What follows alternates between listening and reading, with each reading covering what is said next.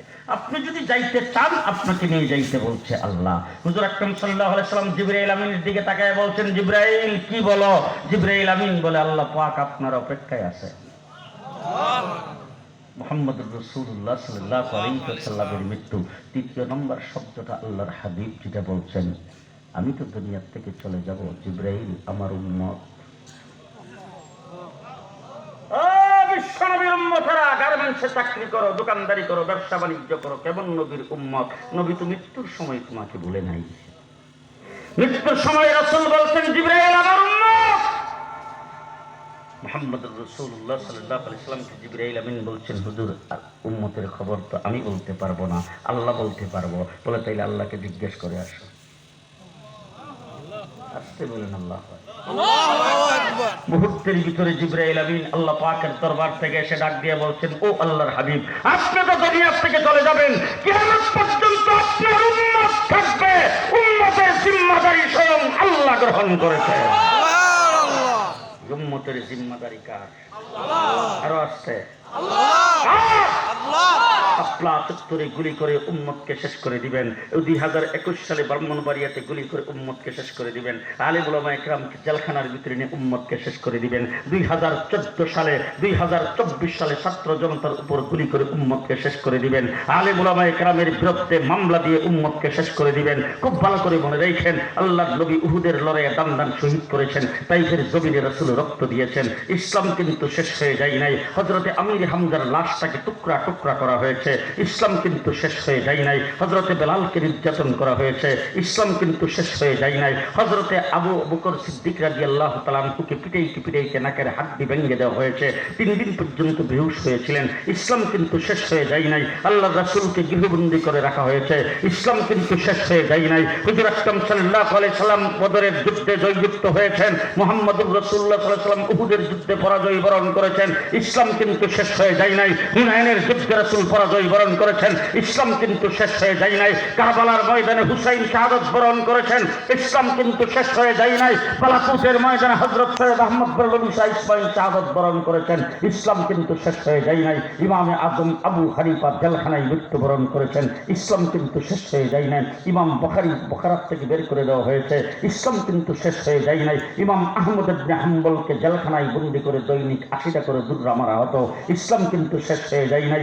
ইমাম মালিককে পিটাইতে তার 2টা হাত ভেঙে দেওয়া হয়েছে, ইসলাম কিন্তু শেষ হয়ে যায় নাই। মুজাদ্দিদ আল ফিসানি রাহমাতুল্লাহ আলাইহিকে অ্যারেস্ট করে জেলখানায় বন্দী করে রাখা হয়েছে, ইসলাম কিন্তু শেষ হয়ে যায় নাই। কাসেম নানতুবীর বাহিনী শামিলের যুদ্ধে পরাজয় বরণ করেছেন, 14,000 আলেমকে ফাঁসির কাস্টে ঝুলানো হয়েছে, হাফেজ জামি শহীদ শাহাদাত বরণ করেছেন, ইসলাম কিন্তু শেষ হয়ে যায় নাই। 3.5 লক্ষ কোরআনের কপি আগুন দিয়ে ইংরেজি জ্বালিয়ে দিয়েছেন, ইসলাম কিন্তু শেষ হয়ে যায় নাই। আমার বন্ধুগণ, শাপলা চত্বরে গুলি মেরে হাজার হাজার মানুষকে হত্যা করেছেন, ইসলাম কিন্তু শেষ হয়ে যায় নাই।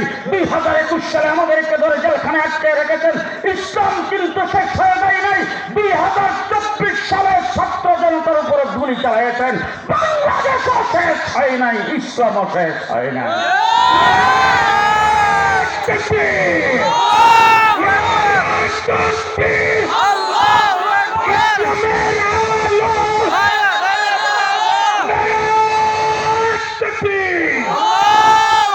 জিম্মাদারি উম্মতের কার? আরো আছে উম্মতের জিম্মাদারি গ্রহণ করেছেন আল্লাহ। ও আমার ভাইরা, এই জন্য বলতেছিলাম, একমাত্র আমার নবীর কাছে আজরাইল অনুমতি নিয়ে আগমন করেছেন। আপনি আমি কারো কাছে অনুমতি নিয়ে আগমন করবে না। যখন যেখানে থাকেন, টাইম শেষ, ভিসার মেয়াদ শেষ,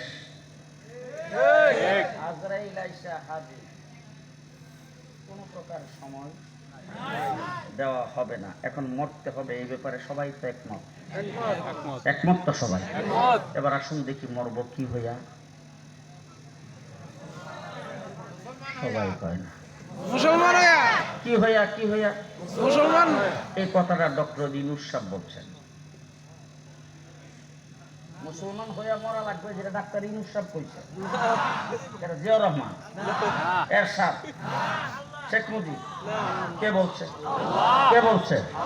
লা তামুতুন্না ইল্লা ওয়া আনতুম মুসলিমুন। কতক্ষণ পর্যন্ত তুমি মৃত্যুবরণ করবে না যতক্ষণ তুমি মুসলমান না হইতে পারো। আমি আপনি যে মরব কি হইয়া মরতে হবে?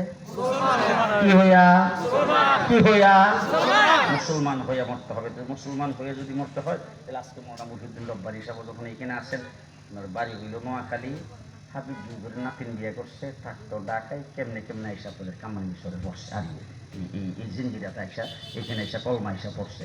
এই সাভারে কলমায় যখন উনি আইসা গেছেন, এখানে বাড়িঘর করে ফেলছেন, উনি এখন আমাদের সকলের মুরব্বী।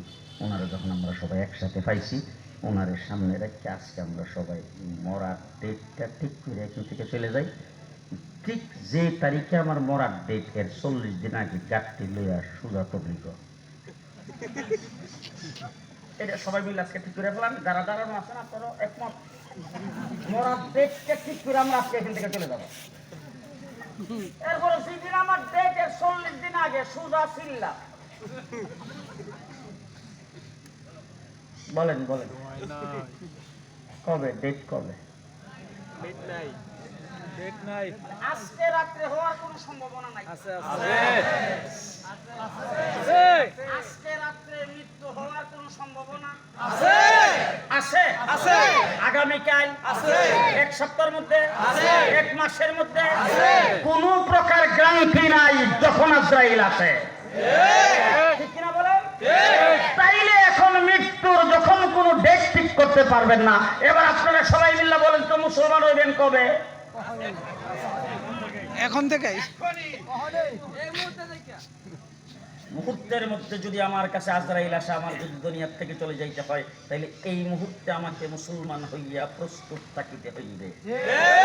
ঠিক না ঠিক? এই মুহূর্তে সকলে মুসলমান হইয়া প্রস্তুত থাকতে হবে। ঠিক কিনা বল? এইবার আমি জিজ্ঞেস করতে চাই, মুসলমানদের কালিমার পরই যে কাজটা, সেটার নাম হলো নামাজ। আমরা বিশ্বাস করি যে আল্লাহর উপরে আছে তো বিশ্বাস। রাতের বেলা, দিনের বেলা লাগতো না। হ্যাঁ, ঘুমাইবার সময় তো দরকারই নাই, ঘুমের সময়ও দরকার। খাওয়ার সময় কি আল্লাহর উপর বিশ্বাস স্থাপন করা দরকার আছে? হাঁটবার সময় দরকার নাই, গাড়িতে উঠবার সময় দরকার নাই, দরকার। তাহলে 24 ঘন্টা মুমিনের 1 নম্বর দায়িত্ব হলো বিশ্বাস, আস্থা, ভরসা, তাওয়াক্কুল একমাত্র থাকবে কার উপর? আপনি গাড়িতে উঠতেছেন তখন ভরসা করবেন কার উপর? আপনি হাঁটতেছেন ভরসা করবেন কার উপর? আপনি চাকরি করতে যাচ্ছেন ভরসা করবেন কার উপর? দোকানদারি করতেছেন ভরসা করবেন কার উপর? কামাইতেছেন ভরসা করবেন কার উপর? 24 ঘন্টায় প্রতিটি মুহূর্তে মুমিনের ভরসা থাকবে আল্লাহর উপর। ও আমার ভাইরা, আমরা কি পরিস্থিতিতে ছিলাম একটু শুয়ে শুয়ে চিন্তা ভাবনা করবেন। আমার কথা হয়তো আপনাদের খারাপ লাগতে পারে। গত 15 বছর যে বেশি সরকার, লুটেরা সরকার, ইসলাম বিরোধী ধর্মনিরপেক্ষতাবাদের সরকার ক্ষমতায় ছিল, তারা প্রথম আইসাই আমাদের বাংলাদেশের 92% মুসলমানের দেশ হিসাবে সংবিধানের মধ্যে পরিষ্কার লেখা ছিল, এই দেশের জনগণের, এই দেশের রাষ্ট্রের মূল আস্থা এবং বিশ্বাস হবে আল্লাহর উপরে। সেই সংবিধানের প্রথম থেকে এই কথাটাকে সংসদে বিল পাস করে বাতিল করে দিয়েছিলেন। আমি ইমানদার মসজিদে নামাজ পড়তে যাই, আপনি আমি ইমানদার ছেলেকে মাদ্রাসায় দিয়েছি, আপনি আমি ইমানদার আল্লাহর উপর ভরসা করি, আপনি আমি ইমানদার গাড়িতে ওঠার সময় আল্লাহর উপর ভরসা করি, বিসমিল্লাহি তাওয়াক্কালতু আলাল্লাহ বলি। কিন্তু রাষ্ট্রীয়ভাবে বাংলাদেশের আল্লাহর উপর পূর্ণ আস্থা ও ঈমানকে, বিশ্বাস স্থাপনকে রাষ্ট্রীয়ভাবে প্রত্যাখ্যান করে দিয়েছিলেন। আমরা রাষ্ট্র হিসেবে আল্লাহর উপর ঈমান আমাদের ছিল না।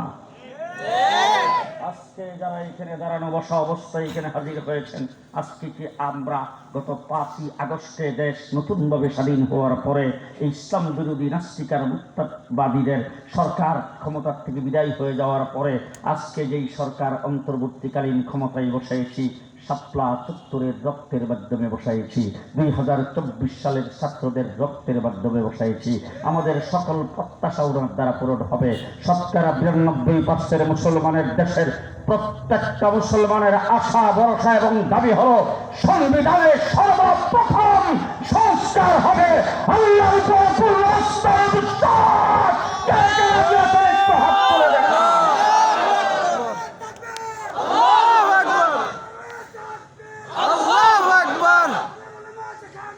আমরা আছি সেখানে। আল্লাহর উপর পূর্ণ আস্থা ও বিশ্বাস হলো আমাদের ঈমান। ঈমানের পরে সর্বপ্রথম যে কাজটা, সেই কাজটা কি? নামাজ। আস্তে আস্তে আস্তে নামাজ, আরো জোরে নামাজ, আরো জোরে নামাজ, আরো জোরে নামাজ। পরিষ্কার কথা বলতে চাই, নামাজ ছাড়া কোনো ব্যক্তি মুসলমান হতে পারে না। মুসলমান হইতে গেলে যে 5টা জিনিস লাগবে, তার 2 নম্বরটা হলো নামাজ। ঠিক কিনা? ঠিক। তাইলে জানি না এশার নামাজ কে পড়ছেন না না পড়ছেন, সামনে এক ওয়াক্ত নামাজ আসতেছে, এই নামাজটার কি নাম?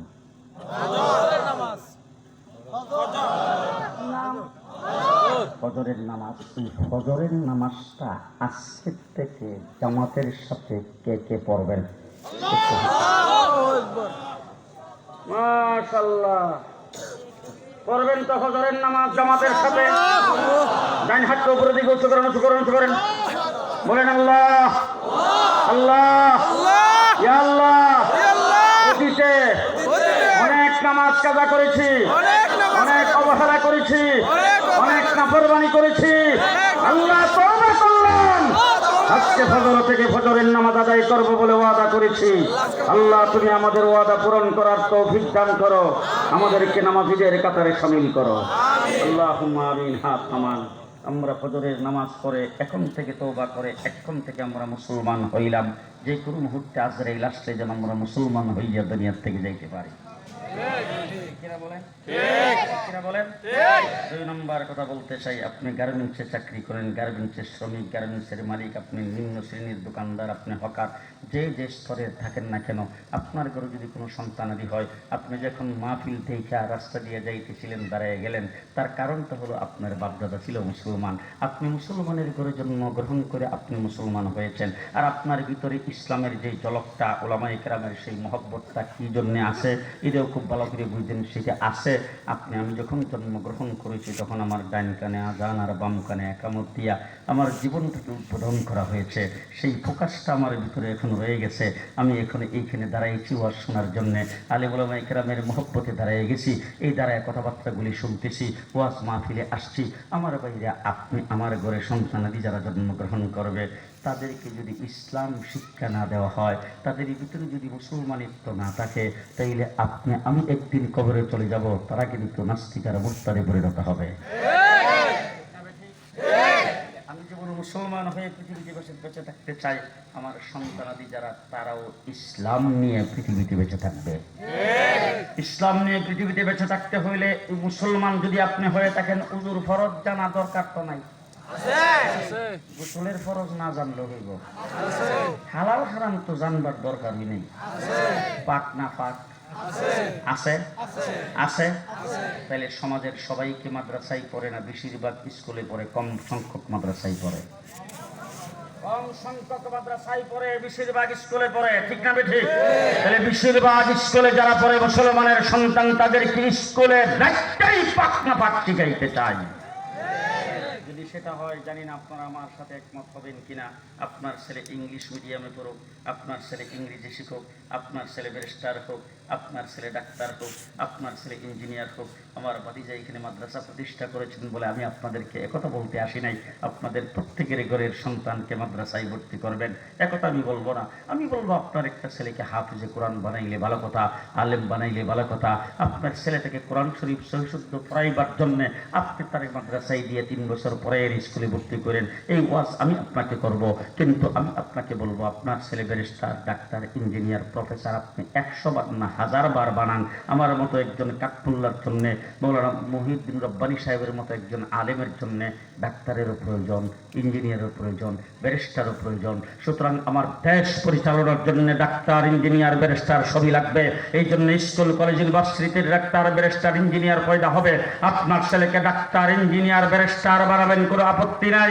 কিন্তু যে কথাটা আপনাদের সামনে বলতে চাই, আপনার ছেলে যেখান থেকে ব্যারিস্টার হবে সেখান থেকে সে মুসলমান হবে, আপনার ছেলে যেখান থেকে ডাক্তার হবে এখান থেকে সে মুসলমান হবে, আপনার ছেলে যেখান থেকে ইঞ্জিনিয়ার হবে সেই জায়গা থেকে যদি মুসলমান বানাইতে চান, তাইলে শিক্ষার সর্বস্তরে ধর্মীয় শিক্ষা বাধ্যতামূলক করতে হবে।